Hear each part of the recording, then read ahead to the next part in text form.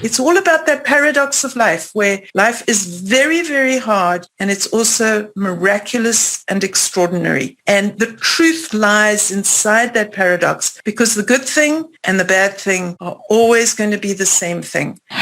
Welcome to the My Future Business Show, where we get you in front of your best audience and keep you there. Not only are we interviewing the biggest names in business to help you become even more successful, we're inviting you to book your spot on the show to help you grow your business. So at the end of the call, make sure you fill in the interview application form at myfuturebusiness.com/interviews. Hi, and welcome back to the My Future Business Show. It's Rick Nusky here, and do I have somebody very special on the line today? I'm with the wonderful Vivien Schapera. Welcome to the show, Vivien. Thank you. Yes, it's so great to have you here. I've just been looking through all of the books that you've authored, and we're going to take a very close look at that. We're going to be looking at, obviously, your crystal surgery practitioner work and how you founded the Four Winds Academy and all of those wonderful things. So with that being said, welcome. Thank you. Thank you. I'm so excited to be talking to you and to get this opportunity. I so appreciate it. And I'm looking forward to this as well. Yeah, absolutely. Look, I've been, again, looking through some of the books. What have you got here? You've got Crystal Surgery. You're a finalist. We'll talk about that in a moment. Everyday Magic, which is your latest works. What else is there? There's Lose Weight, Gain Money, Guided Lessons. You are a prolific author, and I'd love to talk a little bit about that. But it's customary for us, Vivien, to start off with the people behind the work. And that means let's talk a little bit about you. So where are you located? Where's home for you? My home is Cincinnati, Ohio, USA. And we've been living here since the end of 1991. We moved from Cape Town, South Africa.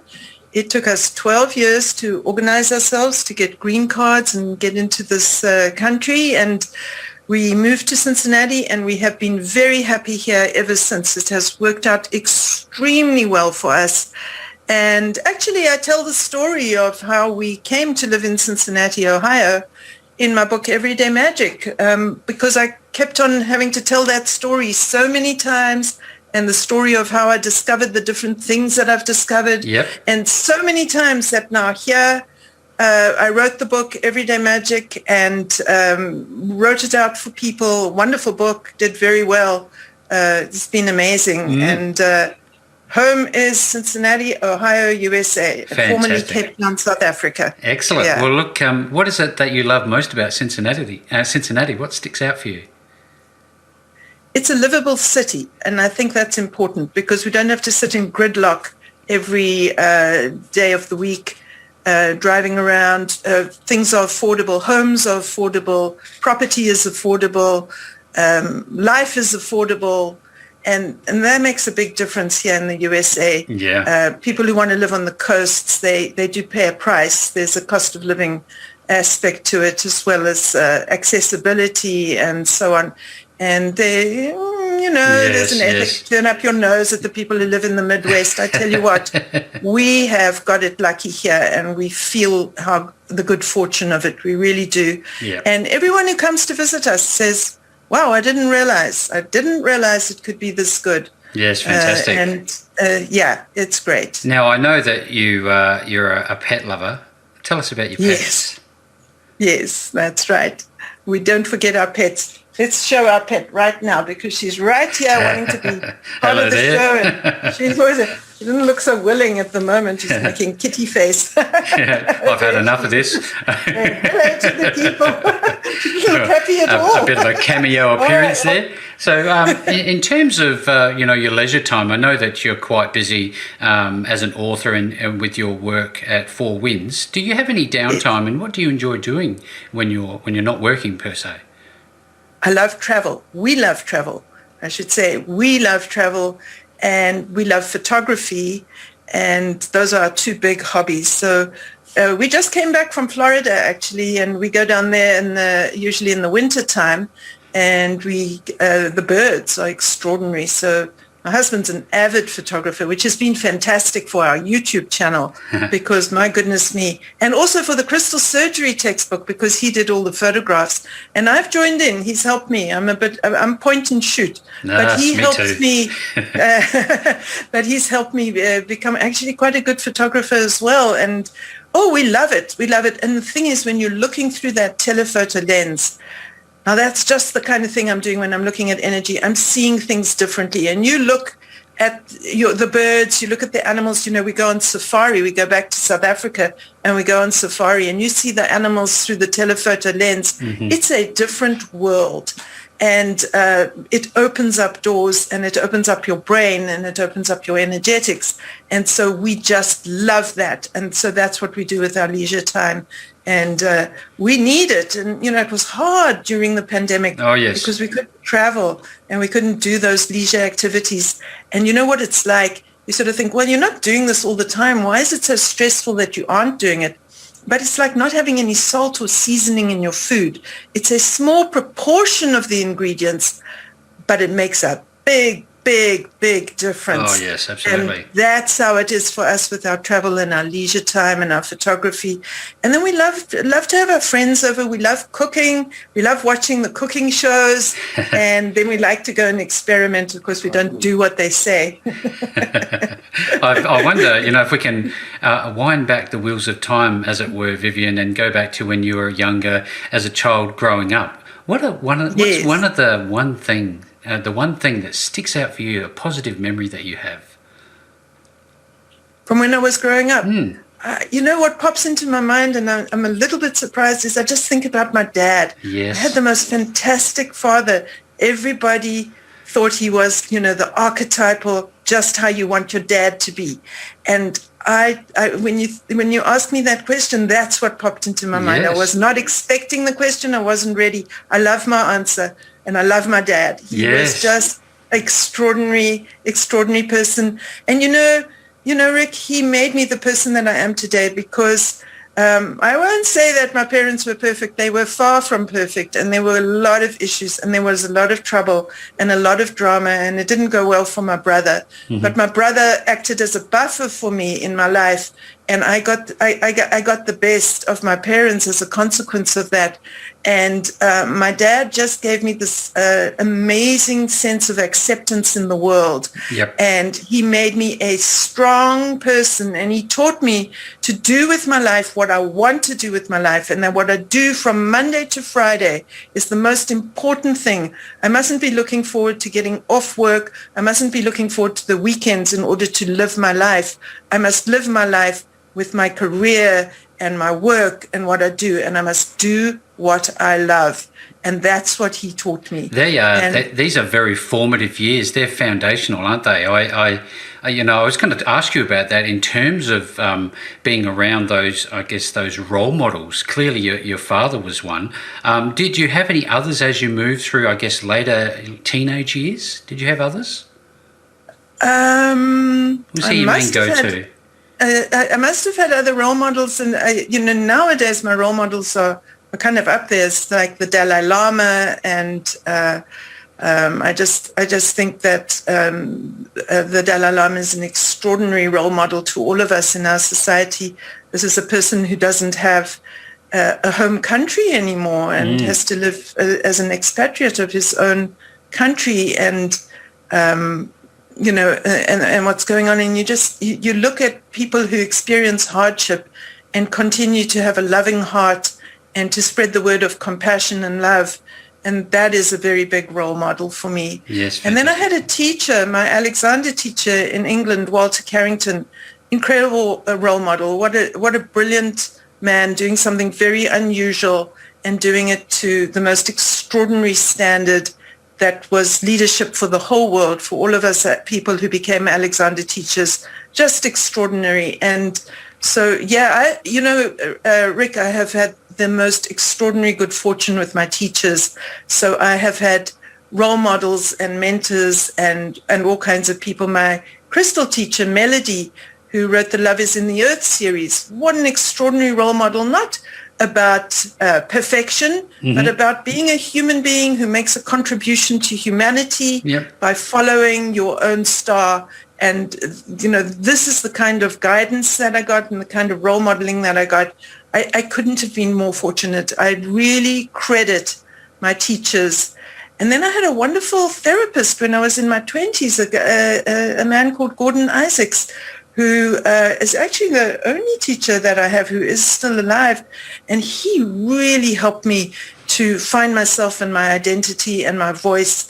And I can't let this moment go without crediting him. Yes. Because what an extraordinary force in my life to have someone help me at that tender age in my early 20s. And he still now, via Facebook, supports me emotionally in a certain kind of way. Just knowing that he's out there.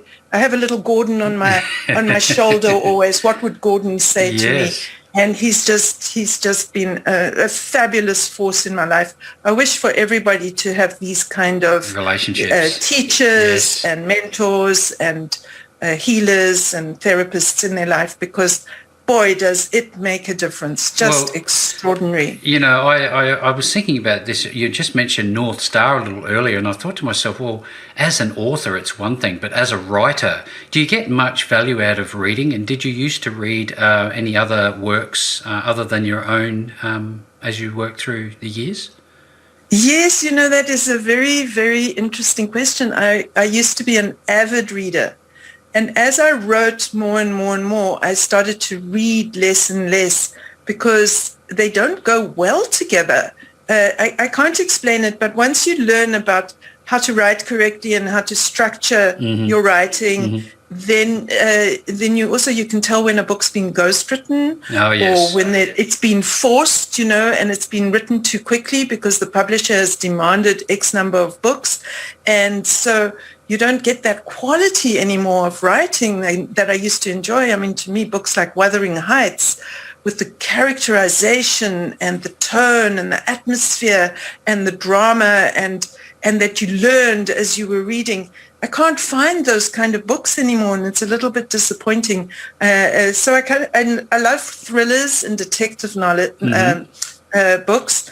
And that's helped me a lot in my work because I consider myself to be an energy detective. And so I like a mystery story and I like detective stories, and that's kind of TV we watch as well.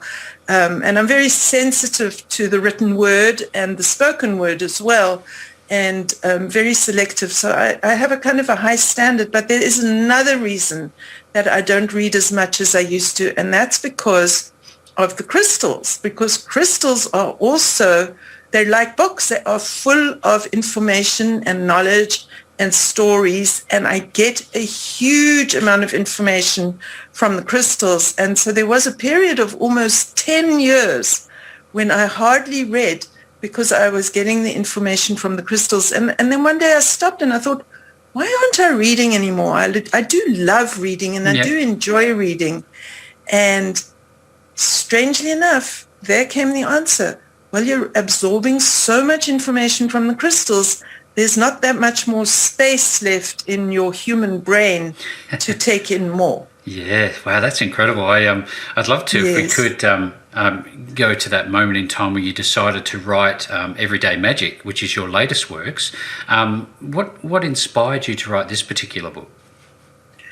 Well, I wrote Everyday Magic. Actually, it was first published as a hardbound in 2002, and then we reissued it in 2020 as an ebook because people were asking, when's the ebook coming? And I thought, this is good. Let's do the ebook now, because we can during the pandemic and so on. And I wrote it because I wanted to share my story with people so they could use it as a case study and look at their own lives and understand their own lives in a different way, because we do have extraordinary magic. Each and every one of us, it is our birthright to have magical lives, but we have to see the magic and we need to understand the magic. And what Everyday Magic has an alternate title, and the alternate title is Incessant Battering from the Universe.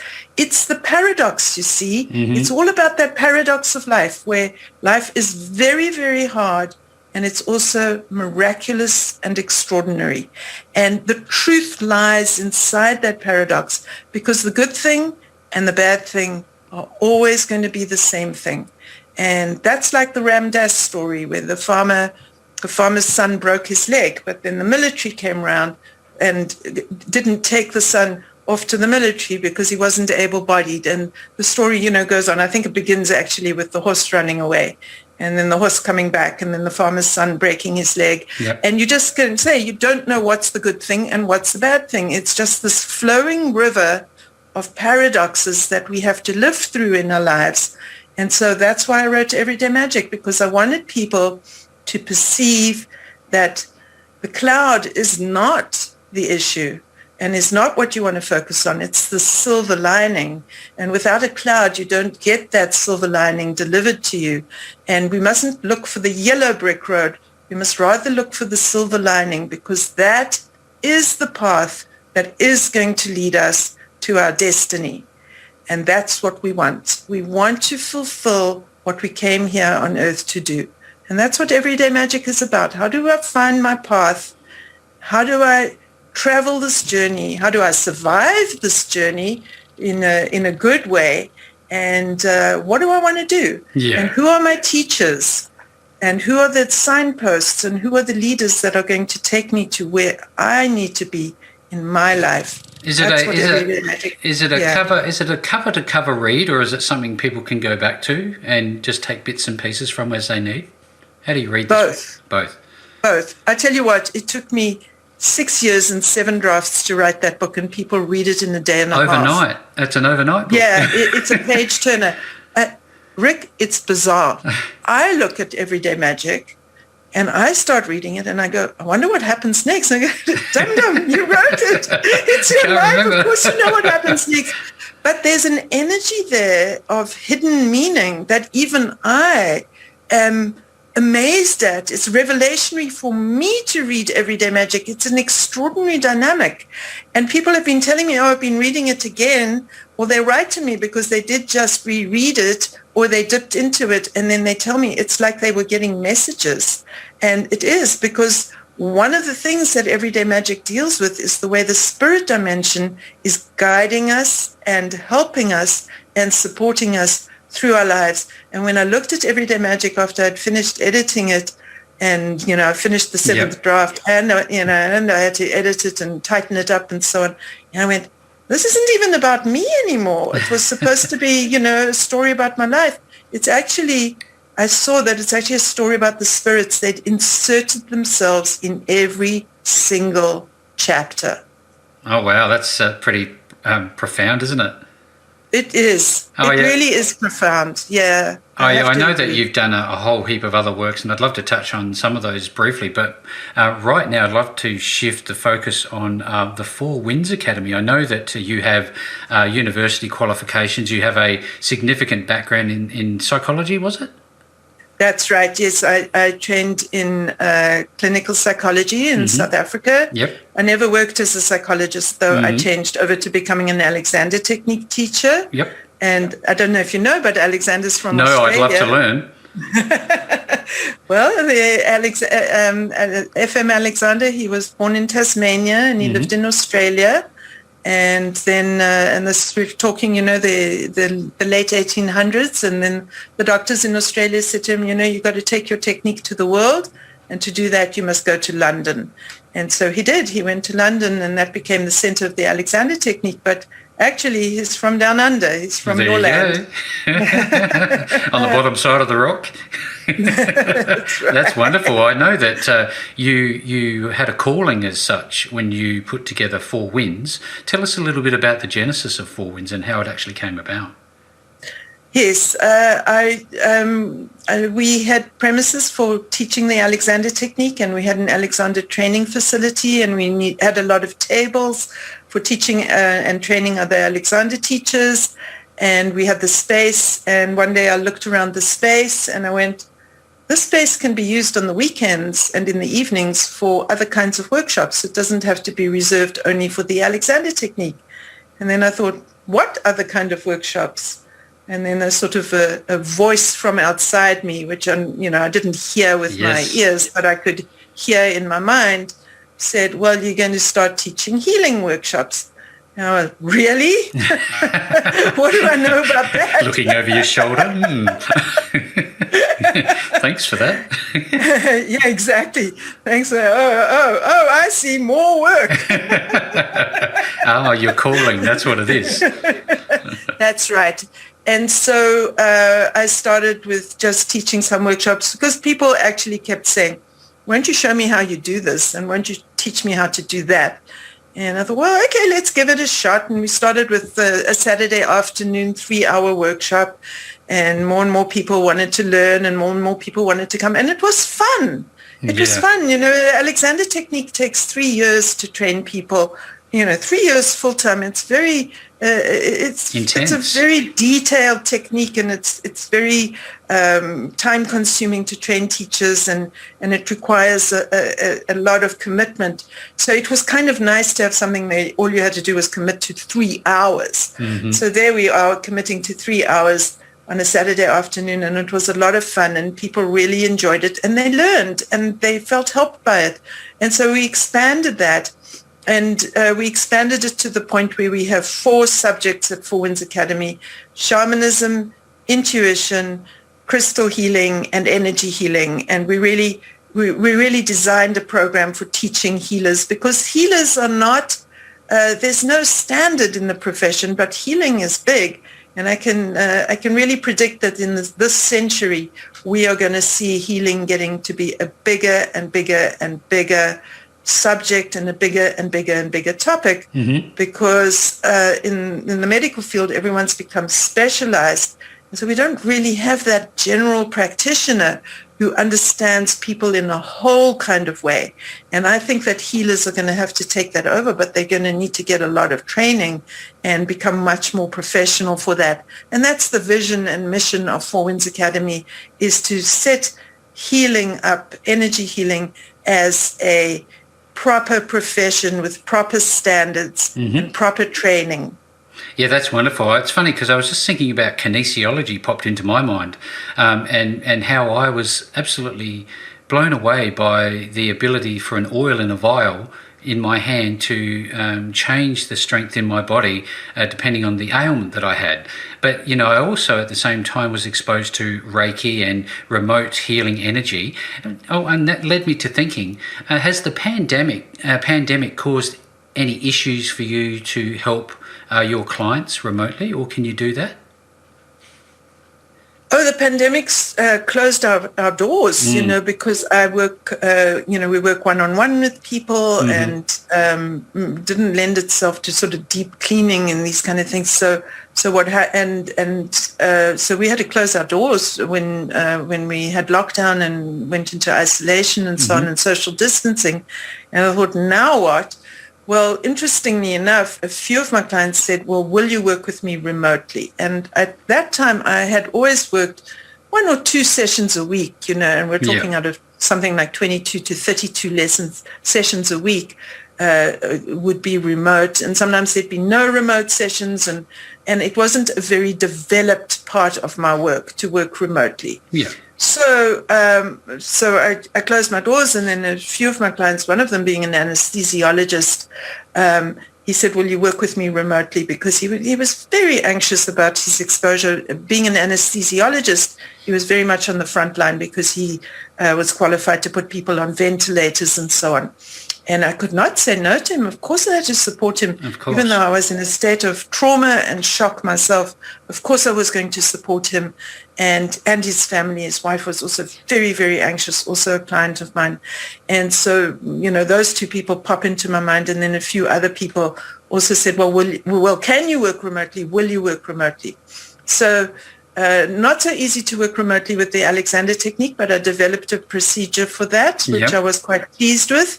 And then with the crystal healing, oh my goodness, Rick, it was absolutely extraordinary what happened next, because I developed a whole new set of layers of my work and have developed not only crystal surgery, but crystal microsurgery. And to tell you the truth, I'm not sure that I'm going to be able to do that in person, because doing that in the remote work, what I started to perceive and experience and be able to do remotely was stronger than what I'd been doing in the in-person. It transformed my work and developed my work. And then I took that into teaching a group of students, and actually we're just about to finish on Saturday a how to read energy course, which is 100% suited to doing remotely without the visual of having the person in front of you. Much better way to train in this particular thing. So a whole new methodology, whole new way of working developed, whole new way of teaching, new classes, everything. It was like this creative explosion that came forward. Yes, it's like I've heard a lot about innovating and adapting based on this whole pandemic, and it seems as if that's exactly what's come to you, and I'm very glad that that's the case. Absolutely. Yes. Now, when you want to somebody wants to actually connect with you and start to work with you, what's the process that they go through remotely? The process remotely of the work itself? Yes. Or like when they want to find you, I guess would be a good start. Where do they go? And when they do find you, is there some sort of an application process? What's the onboarding side of it look like? But they just email me, and you can email me via crystalhealingtechniques.com or Schapera.com. Those are two of our active websites. fourwindsacademy.org is another active website, but not the best way to contact me at the moment. So crystalhealingtechniques.com or Schapera.com will reach me if you use the contact form there. Yep. And then I set up a time if I can accommodate. I am a little bit busy, and now people are coming back to in-person sessions. The kitty's walking on the table here. It's distracting me a little bit. I was like, what's the kitty doing here? Okay, she's back. So then people they contact me and they ask to set up an appointment, and we go from there, and then we use WhatsApp. So if they're in another country, and otherwise here in the States, we just use our iPhones. I do not like to see people for the remote sessions. I use audio only, so that I'm not distracted by any visuals, because then I can see what's happening on what we call the mind screen, which is the mental imagery that our brains produce when you read a book, and it's as if you can see these images in it like a movie. You paint a picture. Well written.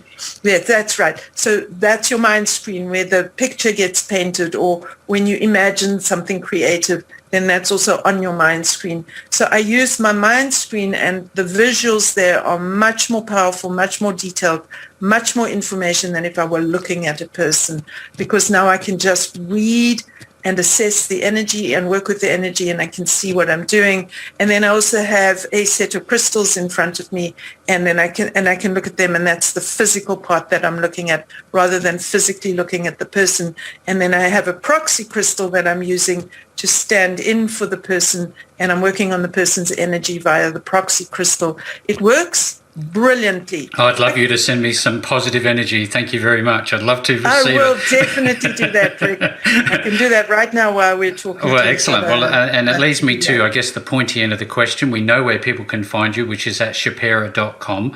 Can they also access the books if they want to purchase those as well, or just download them? Yes, you can. The books you can buy on Amazon, and you can. The Complete Guide to Crystal Surgery, that book, it's best to buy through our website, crystalhealingtechniques.com. But there is also a free PDF view of the Complete Guide to Crystal Surgery on crystalhealingtechniques.com, because that's a big reference book. It's a little bit expensive to mail, and it's the cost of a textbook.